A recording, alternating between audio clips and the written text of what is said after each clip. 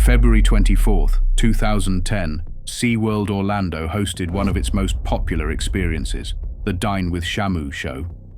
Tourists from around the world enjoyed their lunch, seated at tables carefully arranged around the giant pool as they watched trainers interact with the majestic orcas.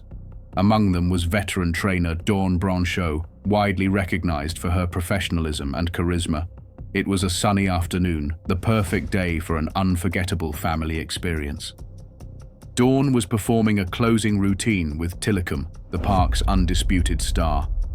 Weighing over 5 tons and measuring more than 6 meters in length, Tilikum was the largest orca in captivity at SeaWorld and also one of the most iconic.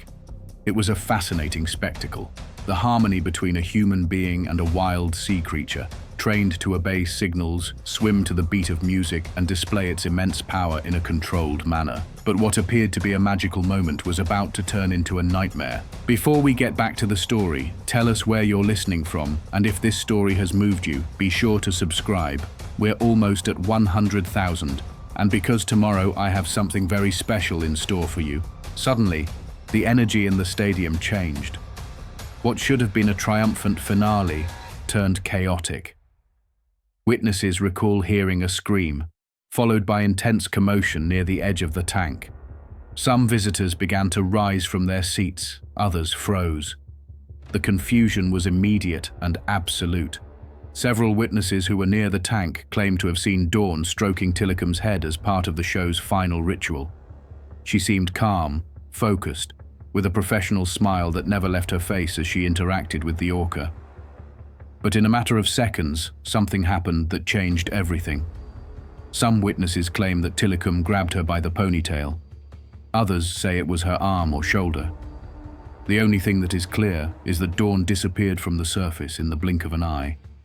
Tilikum had violently dragged her to the bottom of the pool. From the stands, the audience watched in absolute silence at first, not understanding what they were witnessing. Then came the screams, the panic, the confusion. Families with young children began to cover their eyes.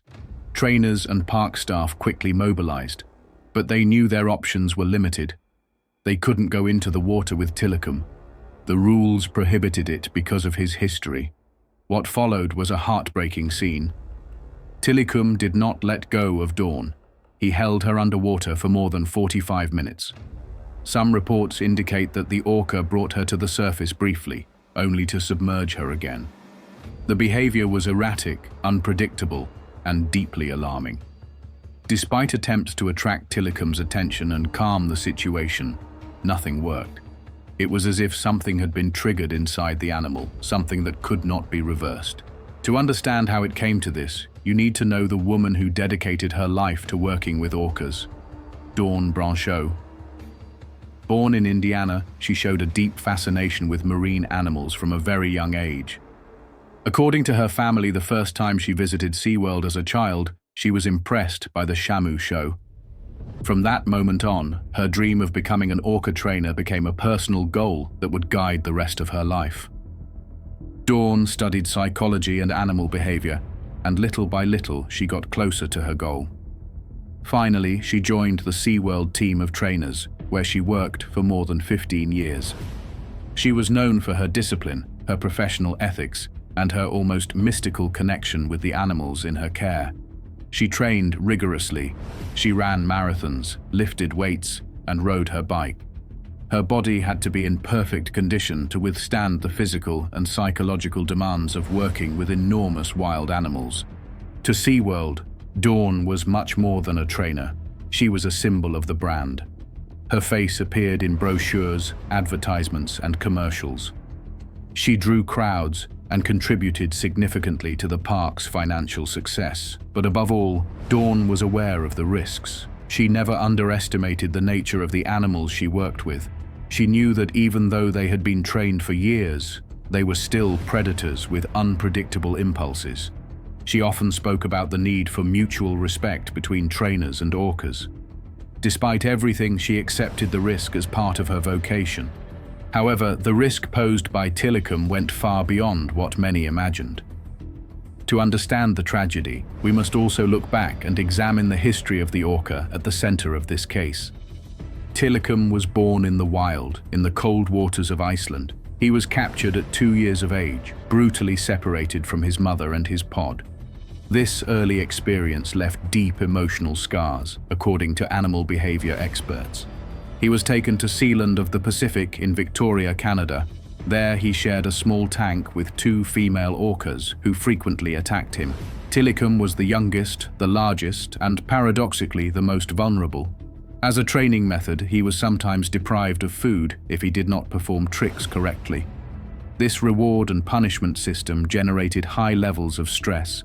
In addition, he had to participate in up to 8 shows a day without rest, which wore the animal down physically and mentally.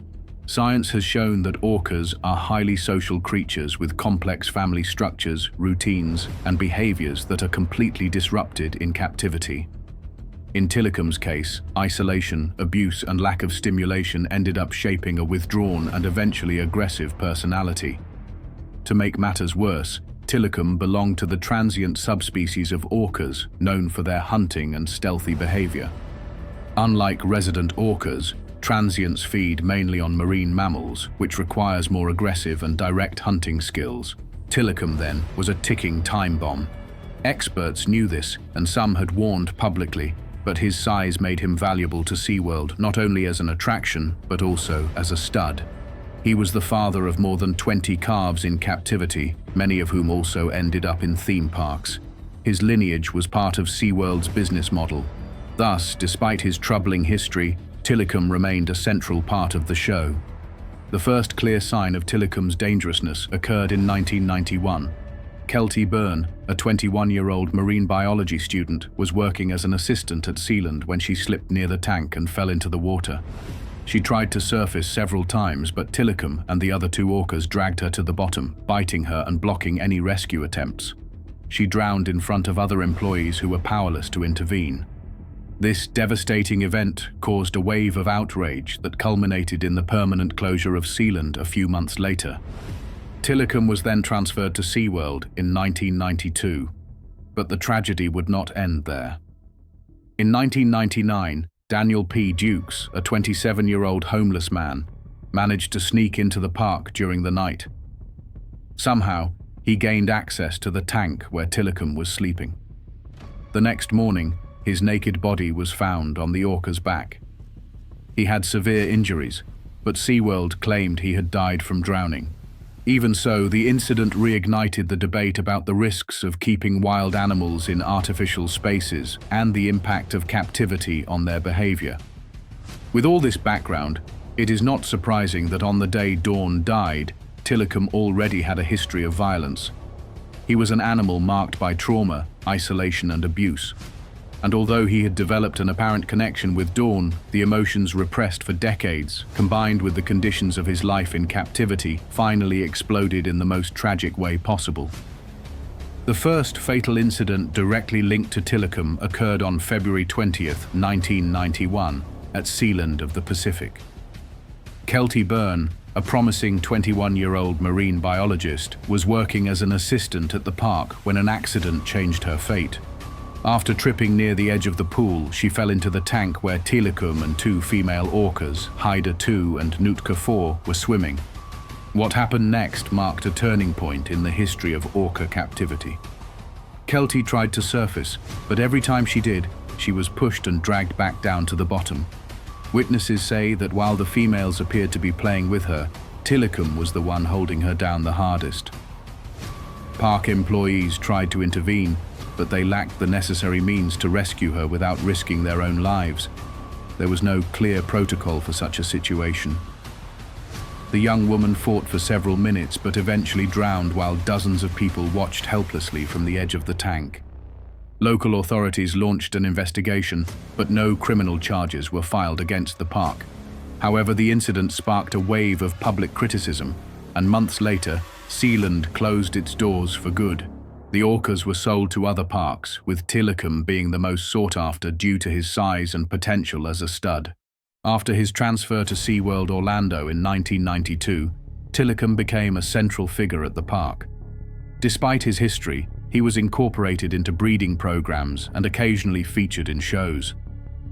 But the next tragic incident would not be long in coming. On January 6, 1999, the body of Daniel P. Dukes was found on Tilikum's back, floating in the tank. Daniel, a 27-year-old man with a history of mental health issues and homelessness, had managed to evade park security and enter the park during the night. Somehow he gained access to the orca area and entered the water with Tilikum. When employees arrived the next morning, they found his naked and severely mutilated body. It had bite marks, multiple internal injuries, abrasions, and signs of having been dragged.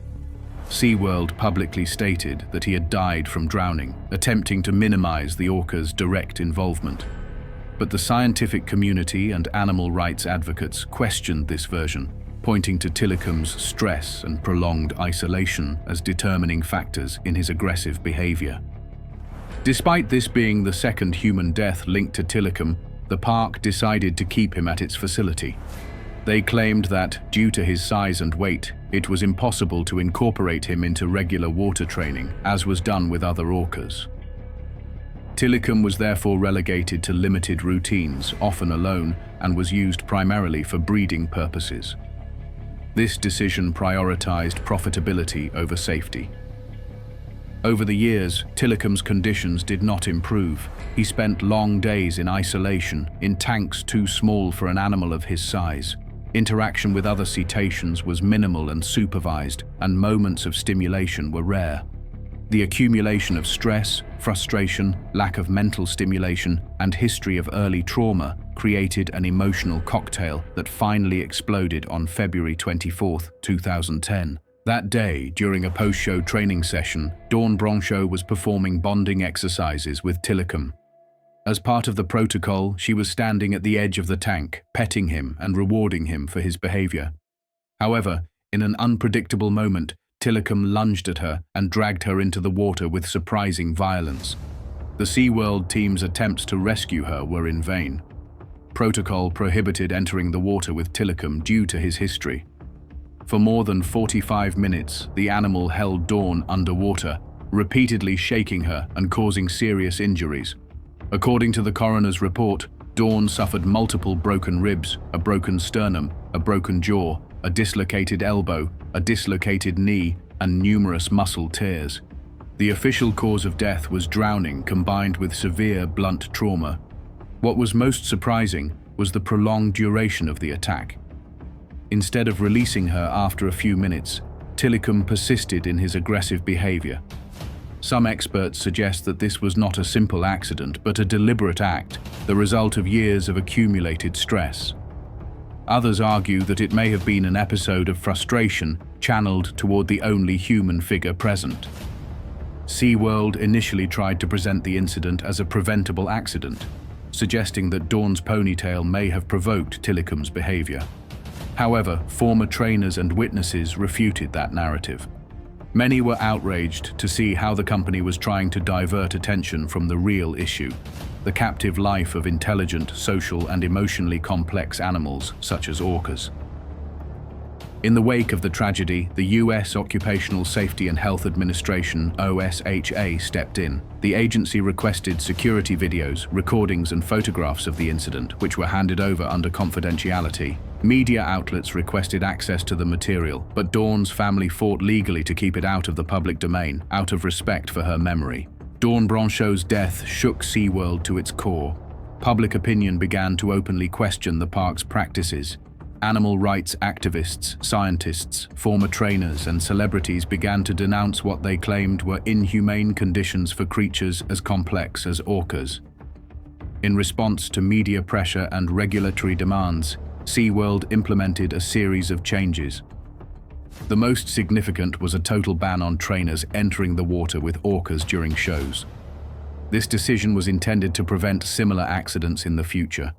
Safety protocols were also strengthened, and animal training and care programs were re-evaluated. But for many, these changes came too late. OSHA determined that Dawn's death was not an isolated incident. In the 2 decades prior to her death, SeaWorld had documented more than 100 incidents of aggression or dangerous behavior by orcas, 12 of which resulted in serious injury or death to trainers. It was a pattern that had been ignored or downplayed for years. The story of Tilikum and Dawn gained new momentum with the 2013 release of the documentary Blackfish. Directed by Gabriella Cowperthwaite, the film was based on testimonies from former trainers, experts, and victims' families, and became a global phenomenon.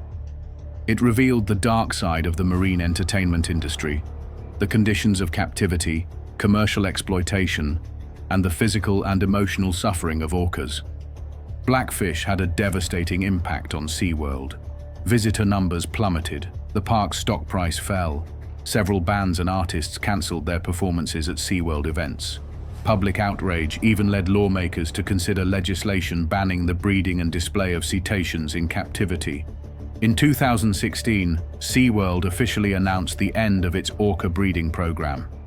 They stated that the orcas currently in their facilities would be the last and would not be replaced or bred.